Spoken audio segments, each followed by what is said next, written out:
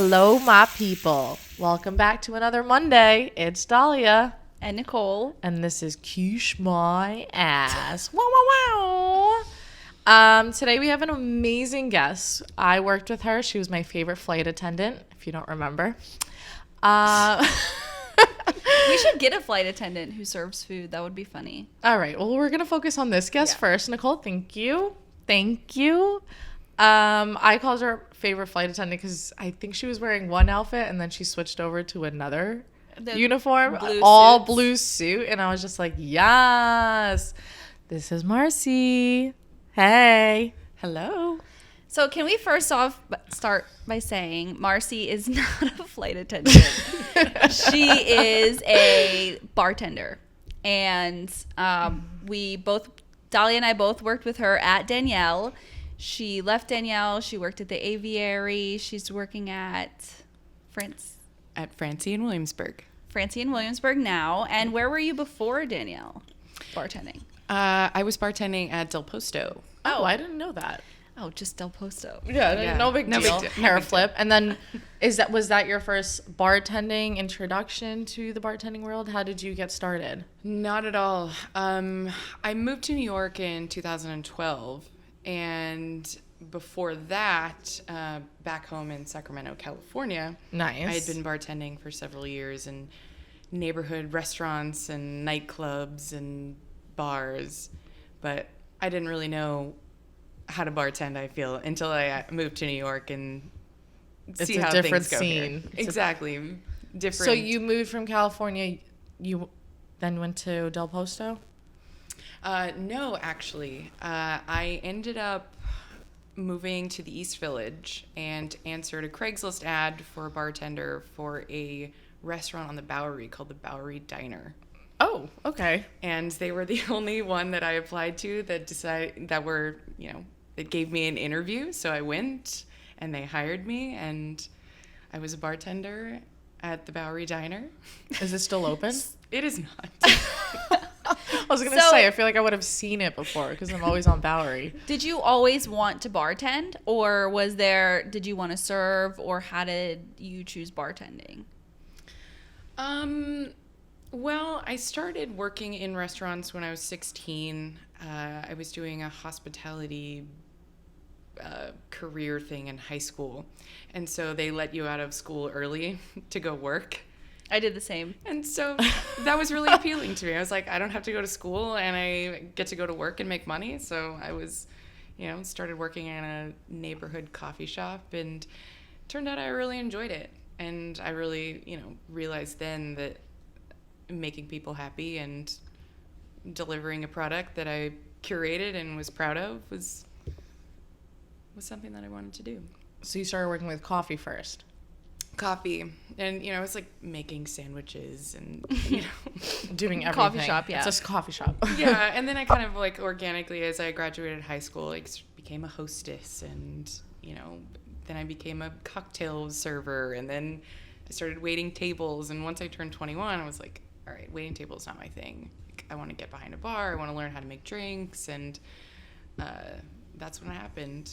When I turned 21, my boss was like, all right, go behind the bar and see if you can do it. I thought you could be 18 doing that. Not in California. Not in California. But in New York? In New York, you can serve alcohol at 18, but you can't pour alcohol. Oh, I don't know what it is in New York.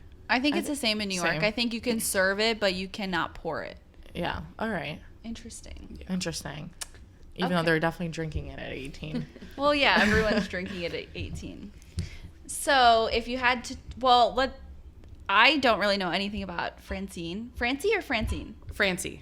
I don't know anything about Francie. So you created the bar program there. Is there anything you want to tell people? We always like to, promote great businesses that we love and you seem like you love it. And you seem like you love it there. You seem so happy. Yeah. It's a different light around you right now. Yes. Working at Francie has been great. I started with them in fall of last year while the restaurant was still under construction. Have you ever done that before? Not really, no. Like building a program from the bottom up, I've never been able to do before. Okay. So this was like a really exciting project for me. And, you know, I work closely with John Winterman, who is one of our owners and a former OG Danielle alum. And he gave me a lot of guidance to kind of what his vision for the bar program was at Francie and where we wanted to kind of keep things a little bit more classic. Yeah. He wanted, you know, a solid list of classic cocktails that, you know, people recognize and people love and, you know, executed well and look elegant when they hit the table. And so we knocked our heads together and kind of picked some drinks that we both enjoyed. And he's a gin martini guy, so we have a really cool gin martini with Martin Miller gin. And I have a question. One thing Thomas wanted me to ask was, what's your favorite martini? Like, what's, for you, everybody has an idea of their martini. I'm going to be perfectly honest with you. I don't think I've ever drank a martini in my life. Not even an espresso martini? No. I love an espresso martini. I've probably made 1,000 espresso martinis in the last 6 months. And why? You just it never appealed to you, a martini? No. What kind of alcohol do you like then? I mean, I don't discriminate. I definitely like love and appreciate all of the spirits, but for me, like if I'm gonna have a cocktail, I'll drink a margarita or a Negroni or Like a classic. yeah. Okay. Yeah. Yeah. I'm a little basic. So the cocktails, that's fine. I think if you're making it and having it all day at work, you want something that's just comfortable and classic, nothing that's crazy at home. But what the cocktails are classic at work, but do you have any, like, what's your favorite cocktail on the menu at Francie? Well, my favorite cocktail on the menu right now is, so I was saying, like, our menu is kind of deeply rooted in classics, and I do have a few cocktails on the menu that are just riffs on classics. Okay. So if you're familiar with the Jungle Bird. Mm-hmm. I love, Jungle Bird's my favorite cocktail. I think that's the one Thomas made, and I was obsessed. That's actually my favorite. Yeah, and, like, the Jungle Bird's had a resurgence over the past many years, and it's a delicious, awesome cocktail. So I wanted to, like, create a cocktail. Can you tell people what Jungle Bird is? Like, Yeah. Yes. So measurements too, if you know. You don't have to do that. You don't have to do that. I can if you want. But so it's blackstrap rum, pineapple, lime juice, and Campari. Mm. So, you know, a little bit, you know, still like, you know, tiki vibe, but, you know, a little bit more like richer, fuller bodied cocktail. Uh-huh. And so I wanted to take that and just like lighten it up a little bit, make it a little bit more like summery and refreshing. And so one of my favorite spirits is cachaça. And I've been working with a great company called Aviary, and they make an amazing aged cachaça called Ambrana. And they take their cachaça and they age it in the Ambrana barrel, which is the Ambrana is like a Brazilian tree. Okay. And so they make, you know, the barrel out of the wood, and it has this like very cool like toasty vanilla cinnamon, which is what you would get from the blackstrap, kind of. yeah, and like oatmeal cookie. Like it's just a really cool flavor. Ooh, and then fun. instead of Campari, I'm So doing sorry. Aperol, fresh pineapple juice, fresh lime, and then just like a touch of vanilla. And the vanilla like just like pops with the cachaça and the pineapple, and it's just pretty. I want to go drink this. I now. wanna drink it I'm now. coming tonight Yeah, for like- dinner. Please. Aw. But yeah, it's been one of my favorites. I think it's one of my favorite cocktails that I've ever created. Wow. Yeah, Is it fun to make? it's really fun to make. Okay. Yeah, I'm serving it in a snifter and over crushed ice. Yum. It's little pineapple fronds and like coriander blossoms. It's just very pretty, and as soon as everyone sees it, it's one of those things like, oh, that's so pretty. You have to send us a this. picture of it so we can put it on our Instagram so I'd we love can to. show everyone. Yeah. Absolutely. I'm Oh, sure you'll have a yum. nice That sounds picture. so good. So what's your worst, like you talked about kind of your favorites, but what is the worst ingredient that you hate working with that people love? Yeah, and you have to like always have it. I don't necessarily hate any particular ingredient. Like the way I've always worked is like no guest request is too absurd. I'm just happy if I have the ingredients and I can make them something and make them happy. Then, Okay. You know. Yeah. Because a lot of bartenders are like, oh my God, I don't want to make a mojito or an espresso martini or something like that. But, you know, I'll make you the best mojito you've ever had or the best espresso martini you've ever Yum. had. How do you Thank make you. your espresso martinis? That's secret. Oh. Can you tell us Oh. ingredients? Yes. You don't have to give us ratio, but the ingredients, because I used to live with someone who loved espresso martinis, so we have gone through a lot of variations of espresso martinis, but I want to know your favorite. Okay. Vodka, Mr. Black, Okay. a little vanilla, Oh, okay. and obviously a fresh poured shot of espresso. Okay. Doesn't matter the bean, like brand wise. No. No. Right now at Francie we use aficionado, and it's delicious. Like nice balance. Nice. Plays again like really nicely with the vanilla and Mr. Can we go tonight for espresso martinis? I will make her have a sip of it because she's never had one. That's funny. But it's another one of those cocktails. It's like people see one and it's like wildfire. It is this year. Oh, I have. yeah. Is it weird? Is it like I have a feeling It's it's like like a that. trend, It's like a a trend new right Trend. now, and I didn't expect that because like I had my first one, I would say a few months ago, and like I start out the night with that now. Like it's my first. Well, yeah, drink. because it's like espresso. You Yeah. get a buzz, and you're also immediately I'm also feeling drunk obsessed because with of all cold the brew, vodka. and like it reminds me of just having my cold brew in the morning. Yeah. Like that's why I like it.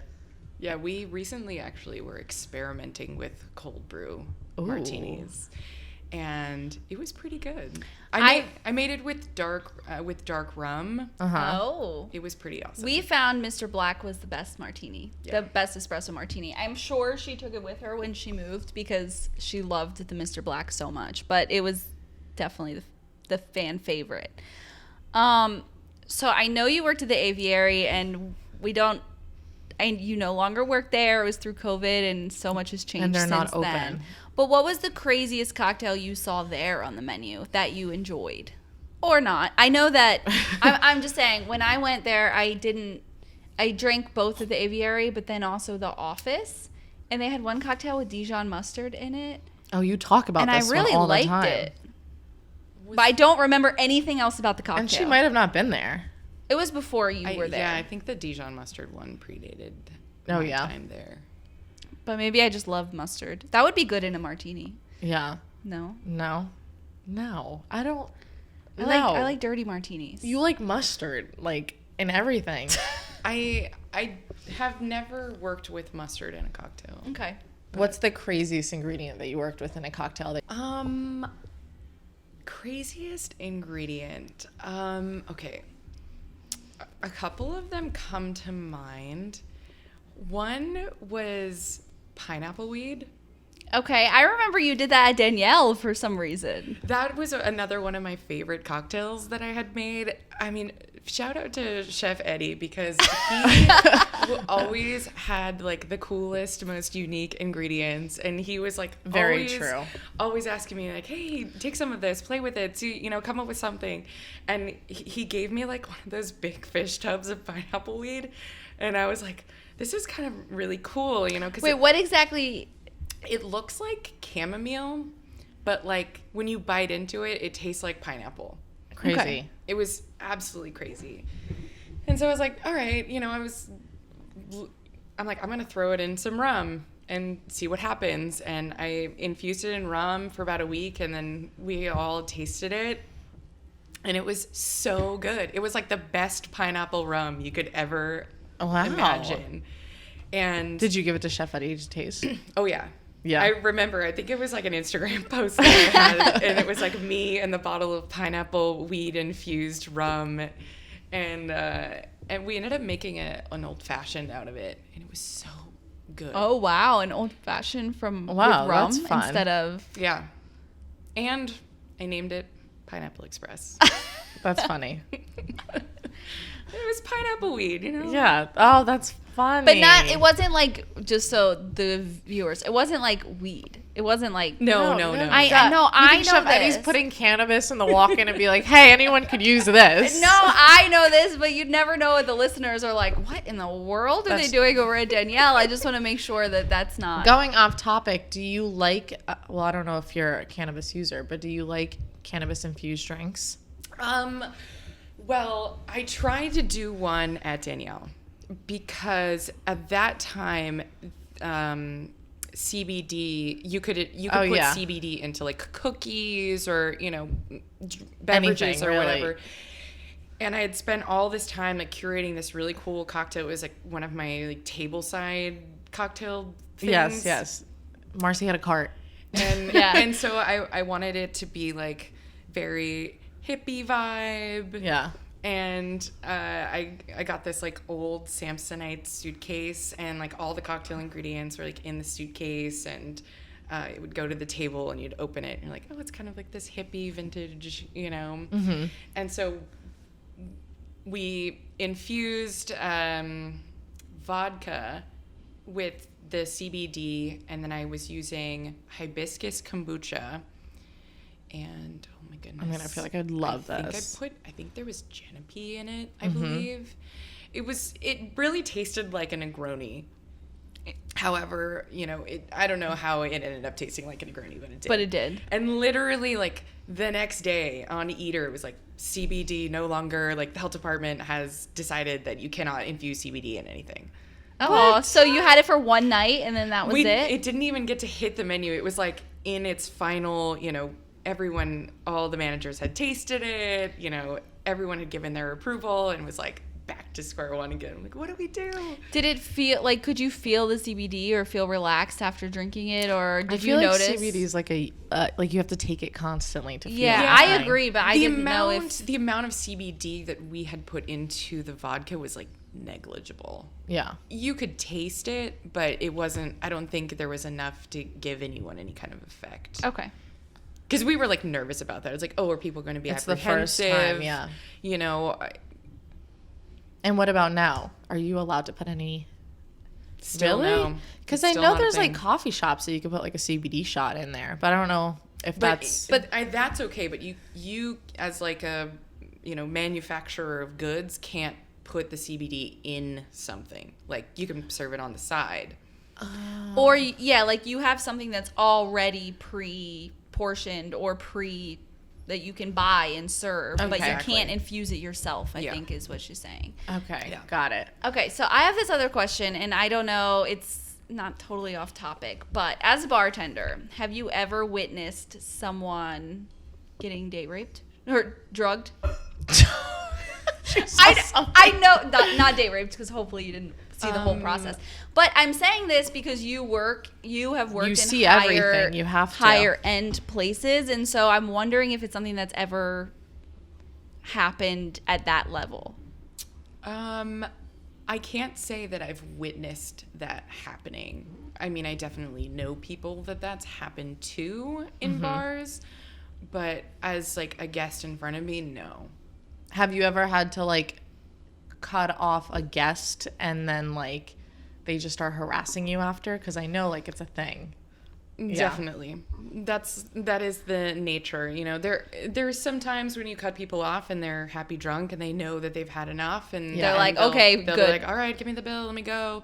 But yeah, there definitely are people who can get combative and aggressive, and you just have to be able to, fortunately in those kind of situations, like I can think back of having like great managers that have been able to like diffuse the situation where, that things don't get violent or, At what point do you decide to cut people off? Like, what's the first telltale sign where you're like, oh, they're done? Just wondering for myself. No, I'm just kidding. I mean, Tonight when we come drink espresso martinis. You can definitely tell, when people are, you get slurring their words, or, their eyes get a little heavy, or, we've seen like people start, leaning over in their banquette, or, like falling asleep. And that's when it's trouble. Yeah. Like, and because usually those are the ones that are going to end up like throwing up on the floor or like you know, on their way to the bathroom or. But at Right. upscale places, it's actually like crazy because people get so fucked up and not realizing because they're sitting, drinks, And they keep don't realize coming. they've been there for 5 hours just Yeah. drinking constantly. Yeah. Well, that was something at Danielle that even Del Posto too, because like you do these like long tasting menus and Yeah. the food is very rich and decadent. And if you're doing like wine pairings and stuff, like you can definitely like drink a lot without realizing it. Oh yeah, every time.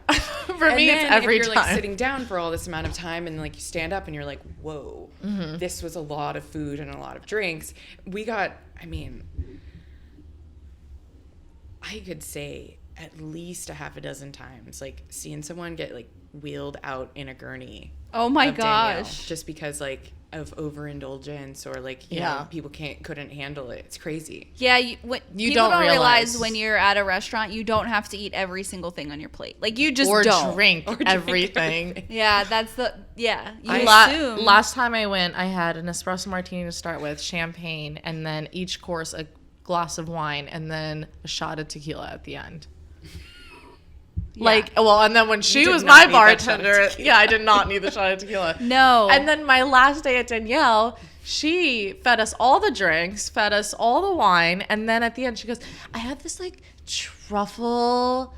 white truffle infused tequila, and we're like, no, and you're like, no, it's good, and we're like, what? And you're like, this is the only time in your lifetime that you get to have white truffle tequila. Was it good? Do you remember that? I do.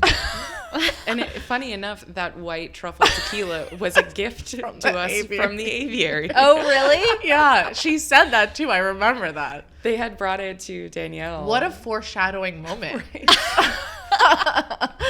Like, wow, that's crazy. I think one of the most memorable times that I had to deal with someone who had overindulged at Danielle was this lady was having dinner with her brother. Uh-huh. And Was it really her brother or like? yeah, he said that, you know, this is my sister. Okay. And so, like, right next to the bar is like a single occupancy restroom. And so, you know, he comes up to me at the bar and he's like, I need you to go in the restroom with my sister and make sure she's okay. Oh, no. So, literally, I am in this single occupancy restroom with this woman who is a complete stranger to me, making sure, like, she doesn't, like, die. Like throw up on the Mind you, bathroom I want floor? everyone to know, like, this is a small bathroom. Right. Like, It's a very literally small small bathroom. And I'm just like standing in the corner of like, I don't know what to do. This is so awkward. And I'm like, are you okay? I was like, do you need some water? And she's like, oh, I've just had too much. Like, you know, and then she's like dry heaving into the toilet. Oh, Oh, no. And then she comes out of the bathroom and she's okay. And her brother is like, just looks at me and hands me $20. Well, that's nice. I was like, thanks. You're like, thanks for. What's the craziest bribe that you've gotten? Like, because I know bartenders, they get people, you know, they hand them some money or they say something. Bribe? Not bribe, but can't you say know that what I've I gotten a mean. bribe. Like a here you go, take care of me all night sort of situation. We had an incredible regular of ours who was an acquisitions lawyer, and he would come in like once a week. He lived up in like Westchester or something, but he was always doing business in the city, and he loved to come to the bar and have dinner. And you know, the wine team loved him because he came in and always ordered a $1,000 bottle of wine. By himself? He was sometimes by himself, and sometimes he was with like a dining companion. Oh, that's crazy. And Wow. I would be his dining companion. I know. I know. We would always get excited when he came in. We're like, oh, hey, how's it going? This is great. You know, and everyone would get excited, but especially the wine team. They were just like all perked up, like, Yeah. he's here. And, but one like holiday, he like gave us like $600 in cash. Just you know, Each? thank you. Like, here, thanks. That's nice. What do you think the Wow. most expensive alcohol you've had is? Like, the most luxurious, or it doesn't have to be, if it wasn't good, then we don't need to know if it was expensive. But, like, what was the best and most expensive thing you've had? Most expensive, I would probably say, was the 1969 Dalmore Constellation. I don't even know what that is. It's Scotch. Okay. Okay.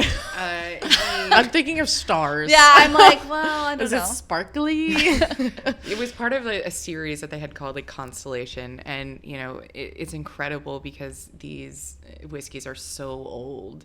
Distilled in 1969, and Like, that's insane. yeah, and people who know me know I'm a huge hippie, so like 1969 is Woodstock, and Yeah. we had it at Danielle, and I think we served it by the ounce, and I think it was $2,500 for 1 ounce. Wow. Yeah.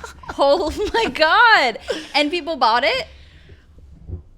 No. Was it worth it? I think we sold one in the 4 years that I was there. Oh, wow. It 1 was like, ounce. So it's still there. Oh, I'm sure Probably. it's still there. Who's It was like there was like half a bottle left. It how is there predated half a me. bottle left? Well, we had it before. Yeah. Before I had started.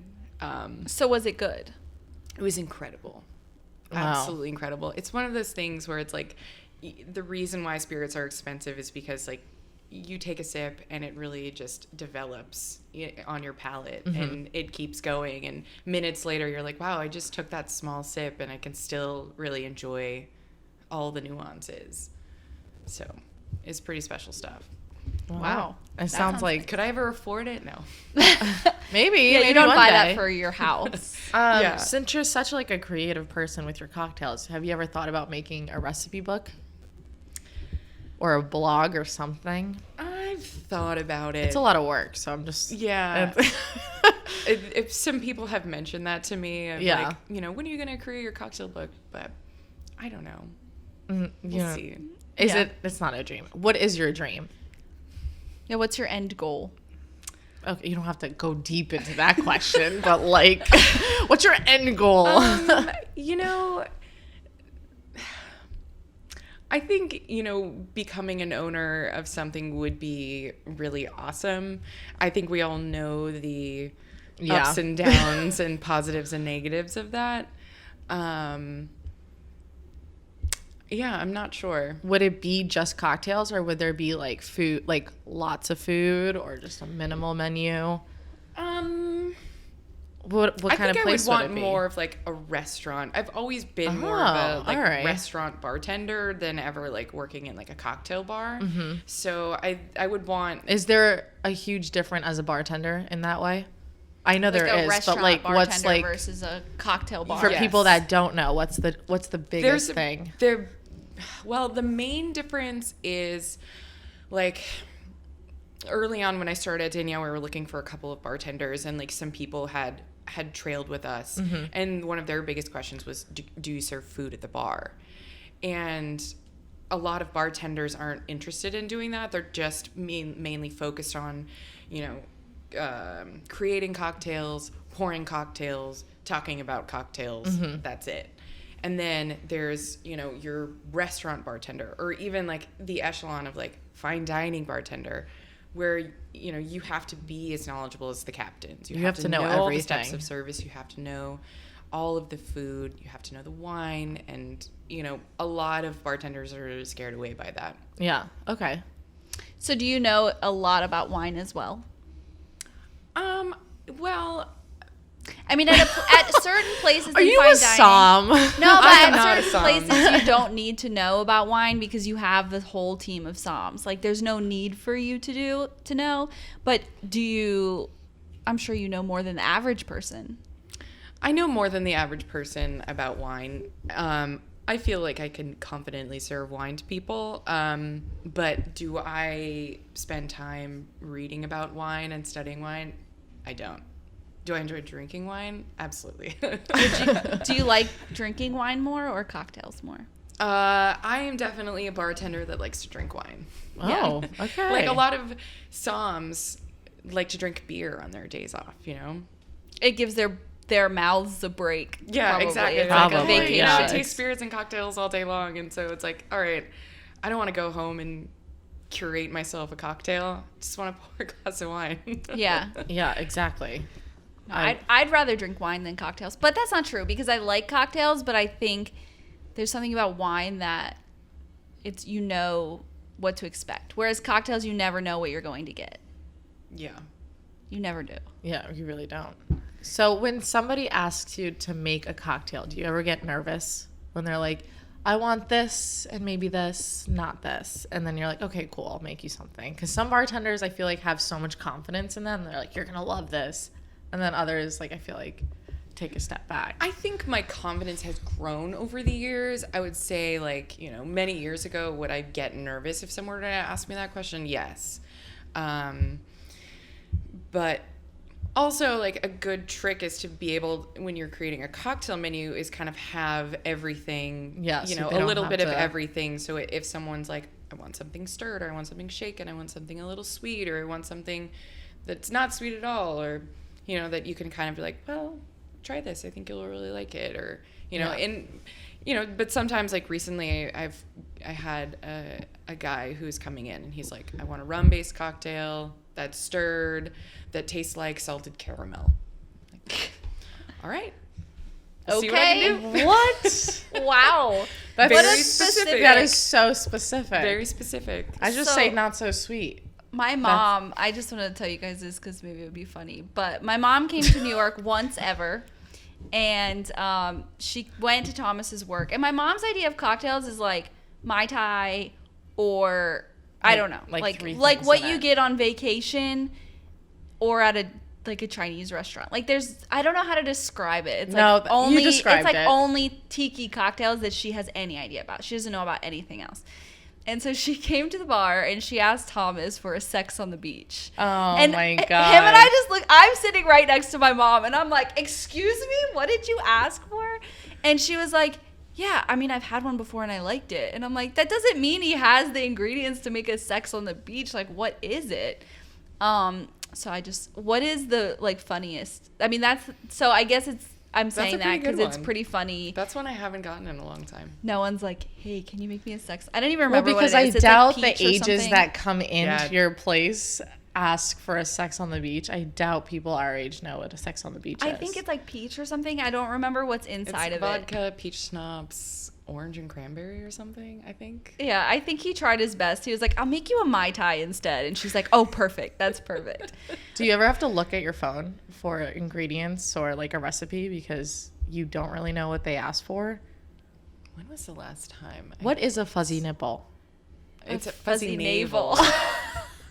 That's also peach, but that's like that's like peach and A fuzzy nipple. I'm so sorry. that's like peach schnapps and Sprite or something. It's and like super orange juice or something. Okay, I don't know. I thought That was it my first alcoholic drink ever. Is my grandmother. That's why your hair looks like that. I was pretty young, so my grandmother used to buy the like pre-bottled fuzzy navels, and I didn't know when I was a kid, and I just opened one up. I was like, this looks good, and I started drinking it. It tasted great, and I just started drinking it. My grandmother's like, what are you drinking? I was like, I don't know, I think it's a soda. She's like, okay, well, it's not a soda, but if you like it, you can drink it. And she just let me. I'm probably like 11 years old. She didn't care. You're like, I feel really good now. I'm like, I feel great. I'm going to go swimming. And she's like, whoa, I'm coming with you. You're not swimming alone after drinking one of those. But, yeah, but what is a drink that you have to, like, look at your phone? Even, like, I feel like measurements sometimes. You're like... Well, I have a little, like, this really old little red moleskin notebook. Uh-huh. And so... How old is it? Probably very old. I have Probably like 10 years old. Yeah, I have a very old one, too. Like, I would be devastated if I were to lose this book. Like, Cole, remember that recipe book? She got a book that was, like, forever gone. Oh, yeah. That's the worst feeling. feeling. It is sad. Because, like, you've, like, curated all of these recipes and, like, because it's full of, like, classic cocktails or, like, cocktails I've picked up along the way or, former mentors and colleagues of mine who created cocktails that I was obsessed with and, where I'm not going to get that recipe again. But sometimes, what was I looking at the other day? I pulled it out. Oh my goodness. It wasn't an aviation. Was it an aviation? Maybe. So I think from what I've learned with Thomas is, bartending is a lot like cooking. It's like, how to make a soup. It's a soup. Like, that you need this ingredient, this ingredient, this ingredient. And it's like, it's all about a balance. Like I don't know how to it's the same as cooking. So it's easy, like just like you do it once, it's kind of like you can, in my eyes, like you remember that and you can just apply it It's to like a a memory different game. time, to a different cocktail every time. Yeah. Is that right? Kind of? I mean, I would say like for most classic cocktails, like they're all in my head. Yeah. Yeah. They're just ingrained. you've been in your They're doing head. just ingrained. But how many years have you been doing it for? I want to tell you how old I am. What's the hardest cocktail you've ever had to make? Like there's this one I don't remember. I don't even know the name of it. so Well, I'm I gonna mean, try. in terms of like time, I mean a Gin Fizz or like a Ramos Gin Fizz. Oh, I guess that's the one I was thinking of. Yeah. Someone asked me at work for that yesterday. Wow. I was able to talk them out of it. Yeah, you were like, no, that's. I'm like, I'm really busy right now. I do not have time to make you a Gin Fizz. What is like a ticket time for a cocktail? From like when the order is taken, I think like universal is like 7 minutes. Okay. Nice. Okay. But like to actually make a cocktail, like, you know, depending on, you know, what you're making, if you're making a Gin Fizz, it's obviously not going to be like a 30-second cocktail, but What is a Gin Fizz? so a Gin Fizz is No, it's not touchscreen, Nicole. Sorry. A Gin Fizz A Gin is... Fizz is citrus, sugar, gin, egg, and soda. And the trick is with the egg white is just shaking it for a long time because you really want to build up How much all of that. foam is like on the top? Oh, it's like huge amount Yeah. of foam. Yum. I love egg white in drinks, It's though. it's totally worth the effort. It's delicious. Yum. It is. Now I know what you're talking about. I've had one of the Gin Fizzes. It's really good. But so my other question is, I mean, I think I already asked you about being a server, if that's something you've ever wanted to do, and the answer was not really. You didn't really like it, right? So Yeah. I mean, I did it and I don't need to do it again. Yeah. So have you ever, like, I mean, I don't know where I was going to go with this, but let's say, what's your favorite cocktail bar in the city? Well, that still exists. I know, right? My other question was going to be asking you about your most difficult customer you've ever had to deal with. But I thought that maybe asking, because I think people should know where bartenders like to go for cocktails. Each other's house. I know. probably. Yeah, probably. Where have I had great cocktails recently? I mean, during all of this time, I've just been working so much. I haven't been going out. Yeah, I mean, you can also say you don't know. Nomad was definitely one of my favorites. So good. So good. I know it's It a was shame. probably one It's of my really sad to favorites. hear that they closed. Had you ever been to the Aviary in Chicago? I haven't. Okay, I was going to ask how they differ, how the one that was run under the Mandarin Oriental was different from the original. Probably a lot. Probably a big difference. Yeah, probably. Yeah, I mean, like I said, I can't really give you an honest opinion just because I haven't ever been to the one in Chicago. But from what I've spoken to people, it is a lot different, definitely. Yeah, I could imagine. I would imagine it must be different. Okay, and my other question, is what is your most difficult customer?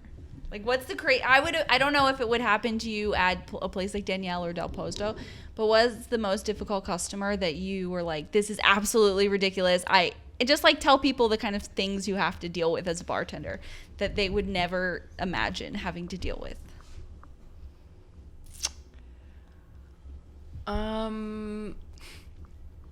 There's a few that come to mind, but I don't know if I could say them publicly. Why? Oh, what do you mean? You don't have to tell us their names or where they live. Okay. There was a very high-profile politician Wow. who was with a date Uh-huh. that his date did not seem like she was very happy to be on a date with him. Okay. They ended up getting into a fight at the bar, and she left crying. And this person threatened my colleague with and okay, I don't know how to describe this. So To me, this looks like a gun. This looks like a gun. Like he looked at him and was like, "Don't say anything about this," and then like Shot did a little, him like, a little gun. Like a little fake gun, Like a little little fake handgun. little shooting game. And that was like one of the craziest things. Was this politician married? Or you don't know? Yes, he was. Wow. That's not a surprise. No, it's not a surprise, but He was a disgraced politician at that time. Okay. Yeah. Wow. That's That's crazy. scary. Yeah. And But this is why I don't understand the NDAs, because like we never had to sign an NDA in any places we worked for. So like, But I think most we of saw us- so many things, but we couldn't say anything, I guess. yeah. But we knew not to say anything. Like even Marcie, I can imagine where this happened, but she knows that it's better if she doesn't say anything. Because Yeah. she didn't have to sign anything for that. But No. she knows. Okay. That's crazy. Interesting. That was very interesting. There was another really great one of a Real Housewife. Oh my god, I'd love to know who it is. And she was with her fiance. Okay. And she was like pretty well known for having substance abuse issues and was very intoxicated, like very Extremely, intoxicated. And you could tell like her partner was orchestrating it, and it was very weird and Wow. it made me uncomfortable. Yeah, that makes me very uncomfortable. That's but was it not, it wasn't being filmed or anything, right? Like it just, No. yeah. And and these people are easily recognizable, and it was Yeah. That's crazy. yeah. And you really can't do anything about it. You just have to watch from a distance. Yeah. Yeah. It's I don't know, it's like it kind of makes me sad, like if people are struggling with issues and you are somebody's like a high profile gaslighting pretty person. much. Yeah, there was one other one.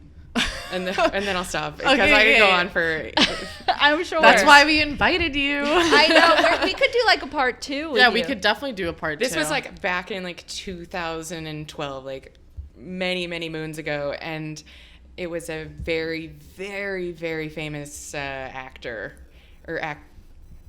Okay, I'll just say that. Yeah. And they had come into the restaurant that I was working at, and at the time they were very publicly in rehab, getting sober, and Yeah. like, But they were asking for cocktails? yes, the cocktail that they asked for was a double Grey Goose and Red Bull. Oh, God. What? That's terrible. And they were publicly getting... And I had to be the one that was like, I'm sorry, we do not have Red Bull. And then they ordered a Grey Goose and Coke. Oh, God. That's disgusting. Yeah. That's just disgusting on its own. So Yeah. Yeah, that is disgusting. Oh wow, that's insane. So, Marcie, I don't know, you've listened to our podcast a little bit, but one thing we do towards the end of each podcast is we our segment called Munchbox, where we basically bring something and we all have to taste it and rate it. Which we haven't been rating, I don't think. No, we haven't really been rating depends on it, what but it's we just forget. just something that ends it kind of on a fun note, and I'll grab we it. want to see what you think. I don't know how you feel about drinking before going to work, and we'll just do sips. Hopefully my boss isn't listening to it. But we bought some canned cocktails, and we wanted to talk a little bit about it because so many businesses started doing canned cocktails through COVID. So we just wanted to see, 1, what you think about it, 2, if you like them, and yeah, just something interesting. What do you think about them? I am a huge fan. I'm here for it. I feel like during the last year, during COVID, I think we all got to do some research on canned alcoholic beverages. Yeah. We definitely like spent a lot of time delving into the seltzer game. Oh yeah. I'm choosing random glasses. Of Bravo stars. So do you how do you feel about like all these celebrities doing like Kendall Jenner just started 818, and like, you know, George Clooney did have a very good tequila and now he sold it for like $1 billion. How do you feel about that? Well, sorry, that was me opening a can. How do I feel about it? You know, listen, if you curate a business and make money, that's great. You know, is George Clooney's tequila my favorite tequila? No. What about 818 by Kendall Jenner? I haven't People had are the pleasure gonna come of in. trying. what is that? I've never even heard She of it. just started her own tequila company. Oh God, people are gonna love it. People do love it because there's a name to it. It's crazy. Yeah, like The Rock just started his own I tequila. heard it was good. I haven't But tried it either. it's interesting how bartenders and like chefs, we spend our entire lives trying to find products that are special and unique and niche, and These celebrities. these celebrities come up with these products that are mediocre, and they do way better than anything that is so special and Yeah. so. Well, the thing I think in our industry that is disappointing is like these people can come in with a big name, and like to sell booze, it's a lot about marketing, not necessarily how it tastes, but you know, how you can get it out there in the world and how you can get people to buy it. If you put George Clooney's name or Kendall Jenner's name on it or whatever, like, yeah, you will sell more product because these people have a following. Yeah. But it sucks because like the smaller tequila companies that, you know, are like family owned, artisanal, you know, who do everything correctly, who have this like old school way of doing production, Make a better product. make a better product, and people don't know what it is. And that's for me, like every single person that wants tequila comes in and asks for Casamigos. Yeah. I don't carry it because I want to educate people on small production tequila that is affordable and much more delicious. And it's more sustainable and better for the environment. Yeah, because those are Exactly. definitely not. Yeah, Exactly. no, it's like the whole They don't champagne market that it's industry, sustainable, like- so. Yeah. So let's taste this Yeah. one. Do you want to, Nicole, tell people what it is? This is a Tiki Rum Mai Tai by Cutwater. This one, it says it's made with award-winning real spirits, but I think this one is Sweet. I've seen this one before. It's not a super like niche one. They sell this at most, I think, at a lot of stores. And this is 12.5% I alcohol. taste it, though. I very much wow. taste it. I think that is strong. this would It is totally strong. be We could better drink- if it was like super cold. Yeah, I'm fucked up already. you could put some ice in there and blend it up. Yeah. Make it a. It would taste better with ice and maybe another garnish with it. Yeah, we need some garnishes. Not bad, guys. Cut water. You can I have to definitely say- taste the coconut. It tastes like it doesn't have like Yeah, the coconut's definitely there. It's made in San Diego. 12.5% alcohol for a little can. That's pretty impressive. that's the tricky thing about these cans is that you just want to like drink one, but you have two of those and that's like Yeah. Oh, for sure. you're absolutely like you're like pretty hammered. I could be hammered. What do you think of it? For me, I think it's too sweet for me. It's very sweet. Yeah. I like a little acid, even if it's a sweet drink. I like a little bit of like any kind of acid. Or maybe you can like cut it with some kind of like tropical flavor of LaCroix or something. Yeah, like Yeah, something. to make it a little spritzy. You make it a little spritzy. Like a spritzer. I wouldn't What's mind- the classic glass you drink an aviation out of? Like a coupe glass. Cute. Here. So this is a beautiful cover. It's very color. It's called On the Rocks Premium Cocktail. Larios is the one. Where's it from? Colored with vegetable juice. It is Wait, what's in an aviation from- again? So Aviation is gin, Luxardo, maraschino liqueur, creme de violette, and lemon juice. Okay. So it could be really good. Oh, yeah. This is from Bardstown, Kentucky. It looks like it's in a fancy bottle, so it looks like it's high quality, but... Where's a place that, like, surprised you with good cocktails? Because there's certain cities that don't get it right. And what's, like, a place that you're like, wow, this isn't so bad? Because, like, I'm like that with food. Like, I'd be surprised to go to certain places and being like, oh, wow, like, your food is actually really good. Not expecting that. We went to Louisville, Kentucky, and yeah, it was a super fun weekend, and we went with Michter's, and Michter's has a cocktail bar in the like downtown Louisville area, and so we all went up there, and I believe the cocktails were all curated by David Wondrich, who's like super famous in the bar industry, and they were amazing. Yeah, so good. Really, really good. I've never been to Louisville. Kentucky. I've never been there. Okay, cheers. Why did you go? We went with Michter's. They oh, nice. Yeah, they set up this whole weekend for us. This one smells like floor cleaner. Doesn't it? No, thank you. Oh God, that's terrible. That's like trash. But I want to know what Marcie thinks. Colored with vegetable juice. What do you need to color with vegetable juice? It's probably a dot of beet juice. The unique like part of an Aviation is that you put in just a small drop of creme de violette, and it kind of just like makes the cocktail kind of pink. But they're just using vegetable juice to make it pink. Okay. Yeah. It just kind of tastes like I'm sticking with the can. Gin and I think the can, citric like, acid. I'm surprised at how good that is. This is also another crazy question because, like, I did take a bartending class in college, but I never thought about this. Why does the glass matter of what glass it goes into?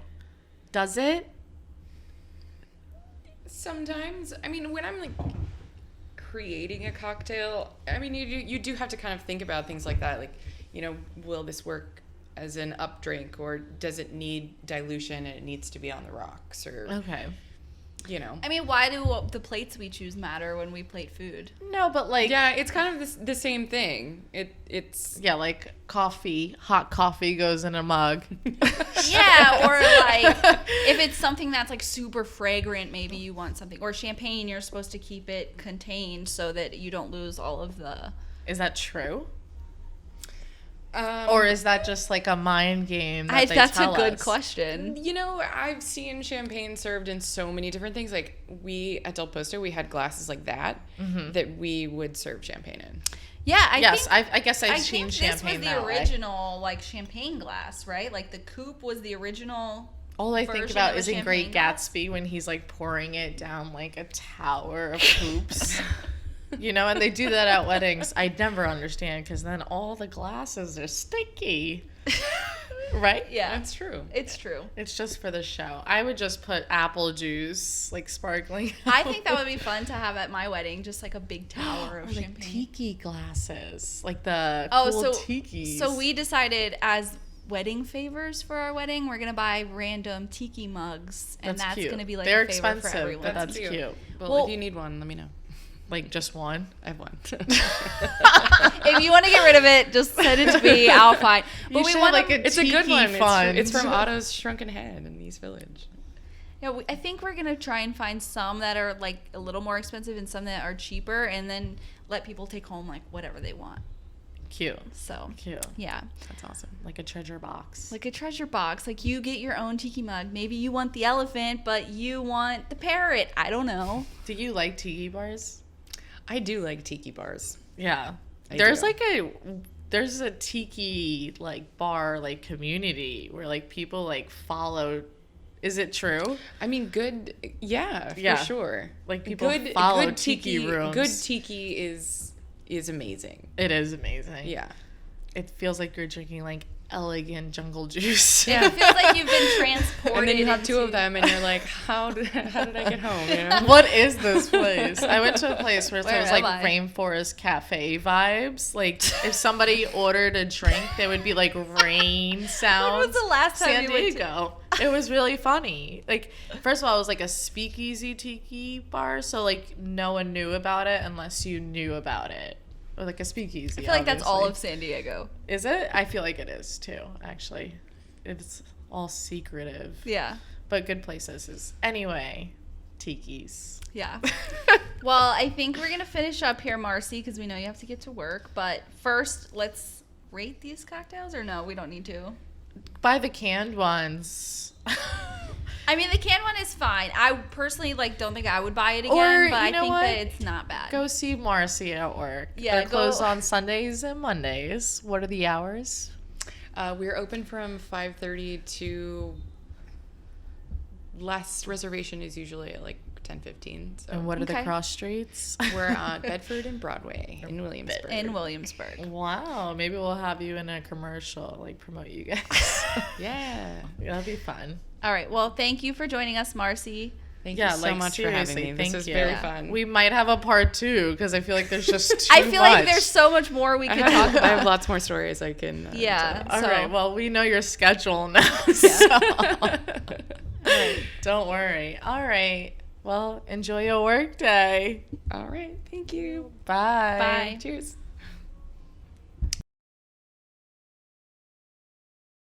And don't forget to follow us on Instagram at Quiche My Ass Pod or subscribe on YouTube at Quiche My Ass. Bye. See you next Monday.